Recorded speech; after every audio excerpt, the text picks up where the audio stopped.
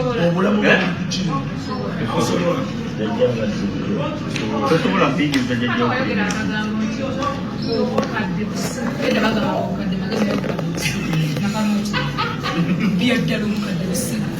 kati nze osobola okwagala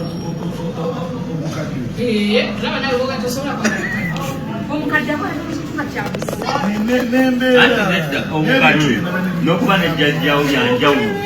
Kitalo nnyo, kitalo ddala. Eggwanga Uganda lifiiriddwa mu Nakatemba omuyimbi munnabitone omututumufu abadde asanyusa bannayuganda Katolu Bwama afudde mu kiro ekikeeseza olunaku olwaleero. Kigambibwa nti ono wafiiridde abadde addusiddwa kalwaliro akamanyiddwa nga Stana Medical Center nga kasangibwa Bunnamwaya, era nga bamaze okukakasa nti ekimusse haati ataaka oba omutima okwesiba kyekireetedde obuzibu omwami ono n'ava mu budde, era wenjogerera maka ge agasangibwa Bunnamwaya miranga na biwoobe bye bisaanikidde amaka ago. Naye musajja wattu ono wafiiridde yalabiddwako ko n'emikwano gye nga bagenze okusanyukamu.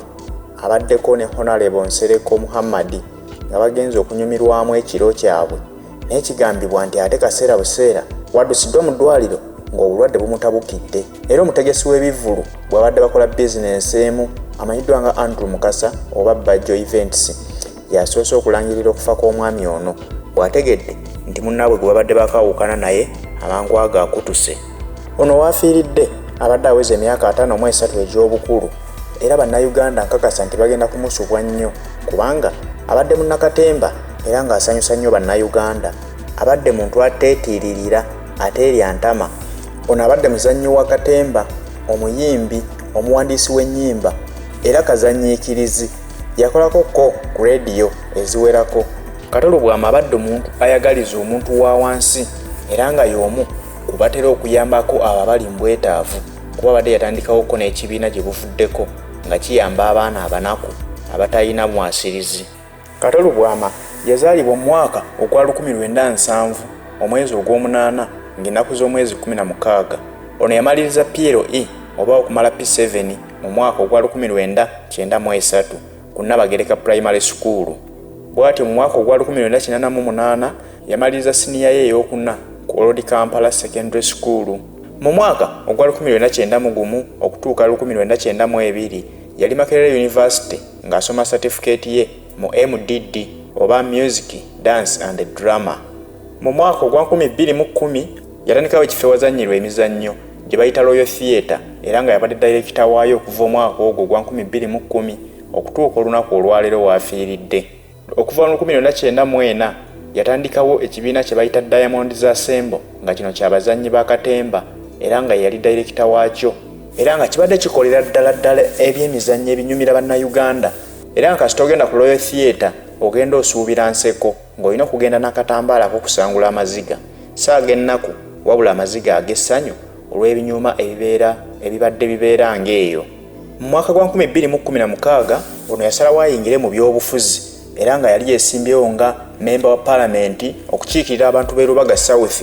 Bamuwa akalulu n'akawangula era yakiikirira abantu abo okumala emyaka 5 okutuuka 2021 we yaviira ku kifo ekyo ne batasobola kumuzzaayo.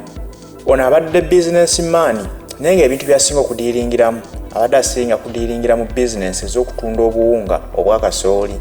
Yagulako TV eya B24 lwakuba watuukidde okuva mu budde ng'ebyensimbi byataataaganamuko n'asooka agiyimirizaamu, naye nga kikulaga nti abadde businessman, abadde musajja omukozi, abadde omusajja ayagala ennyo ensi ye lwa nsonga nti bizinensi ze zonna abadde azikolera wano mu ggwanga Uganda abadde talina bizinensi ziri bweru wa ggwanga. Kitegeeza nti abadde musajja agatta ku nsi ye. Nabwe gutyo tusaba omwoyo gw'omugenzi Omukama Katonda agulamuze ekisa.